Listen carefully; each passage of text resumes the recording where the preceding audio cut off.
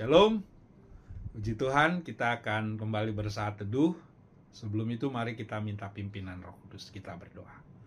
Kami datang kepadamu ya Tuhan, Allah kami yang baik di dalam Yesus Kristus, Tuhan dan Juru Selamat kami. Kami bersyukur untuk hari yang baru, untuk kekuatan, untuk segala yang boleh kami lalui di hari-hari yang kemarin sampai pada hari ini.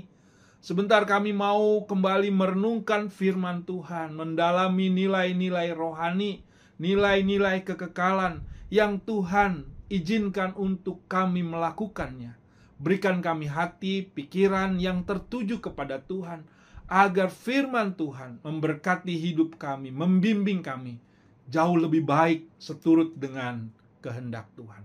Pimpin kami semua, pimpin pembacaan perenungan, dan mampukan kami setia akan firman Tuhan. Di dalam nama Tuhan Yesus kami serahkan doa ini. Amin. Firman Tuhan hari ini terambil daripada 1 Timotius pasal yang ketiga ayat 1 sampai dengan 9. Saya hanya membaca ayat yang pertama sampai dengan ayat yang ketiga, demikian. Benarlah perkataan ini, orang yang menghendaki jabatan penilik jemaat menginginkan pekerjaan yang indah. Karena itu penilik jemaat haruslah orang yang tak bercacat, suami dari satu istri, dapat menahan diri, bijaksana, sopan, suka memberi tumpangan, cakap mengajar orang, bukan peminum, bukan pemarah, melainkan peramah, pendamai, bukan hamba uang. Sampai semikian pembacaan firman Tuhan. Berbahagialah kita semua yang sudah membaca, merenungkan. Lebih bahagia lagi ketika firman Tuhan kita lakukan dalam hidup kita hari lepas hari. Terpujilah Kristus. Shalom Bapak Ibu, Opa Oma, anak-anakku, jemaat yang Tuhan Yesus kasihi. Pada hari ini kita merenungkan bagian dari firman Tuhan. Ada orang yang bertanya kepada saya, mengapa untuk menjadi pemimpin perlu syarat-syarat yang ditentukan? Apalagi mau menjadi pemimpin di gereja, rohaniawan, penatua, badan pengurus, guru sekolah minggu, dan lain-lain sebagainya. Mengapa harus demikian? Kata jemaat itu. Alasan yang sederhana tentunya, karena pemimpin adalah seorang yang memberi pengaruh terhadap orang lain. Jadi setiap orang harus membangun pribadi yang otentik, yang baik, punya integritas, dan dapat mempengaruhi orang lain secara positif. Tentu jika sebaliknya pemimpin tidak berdampak, ya bisa menjadi batu sandungan, menghambat dirinya sendiri, dan tentunya menghambat orang lain untuk melakukan sesuatu. Perenungan kita pada pagi hari ini, kalau kita belajar dari surat Paulus kepada Timotius, anak rohaninya, ini mau memimpin kita untuk menjadi pemimpin yang berintegritas. 1 Timotius pasal yang ketiga ini Paulus mau memberi kriteria bagi para pemimpin gereja, khususnya penilik jemaat, penatua dan diaken.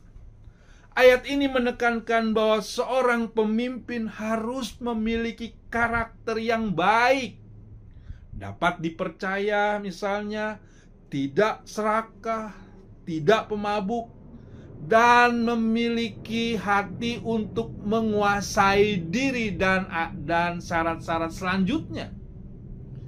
Bapak Ibu serta jemaat yang dikasihi oleh Tuhan, apa sebenarnya yang perlu kita renungkan di dalam firman Tuhan ini di hari ini? Yang pertama, pemimpin yang berakar pada karakter. Paulus menekankan bahwa kepemimpinan dalam gereja bukan sekedar posisi, tetapi panggilan yang menuntut integritas dan keteladanan. Jemaat dikuatkan dengan mengetahui bahwa Tuhan menghendaki pemimpin yang hidup dalam kebenaran dan kesalehan. Yang kedua, keteladanan dalam kehidupan sehari-hari. Pemimpin yang baik harus menjadi teladan, terutama dalam lingkungan keluarga. Ini mengajarkan bahwa iman harus nyata dalam kehidupan pribadi. Bukan hanya dalam pelayanan di gereja. Jemaat dapat dikuatkan dengan meneladani pemimpin yang hidup sesuai dengan firman Tuhan.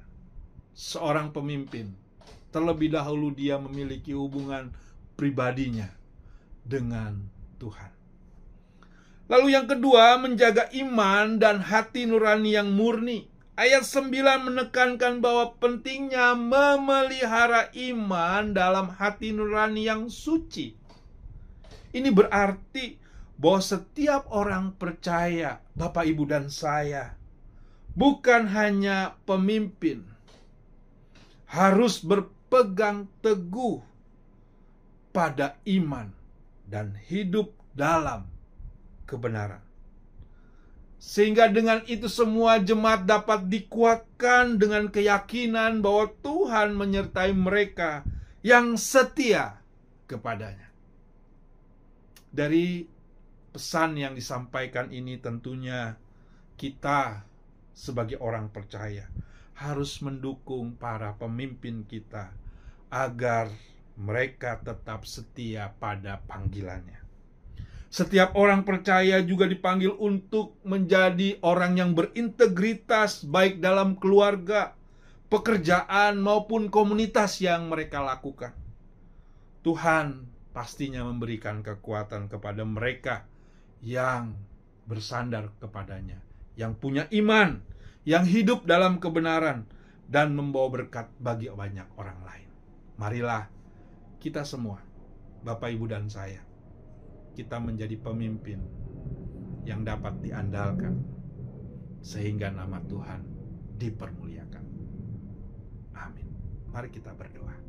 Kami bersyukur firman Tuhan mengingatkan kami kembali bahwa kami harus hidup di dalam iman, harus hidup menjalankan tugas-tugas kami dengan rasa tanggung jawab. Jadikan kami dan pimpin kami Tuhan, agar kami bisa menjadi garam dan terang di dalam kehidupan ini. Sertai satu hari lagi, agar melalui hidup kami yang terbatas ini, Tuhan dipermuliakan. Di dalam nama Tuhan Yesus, kami serahkan doa ini.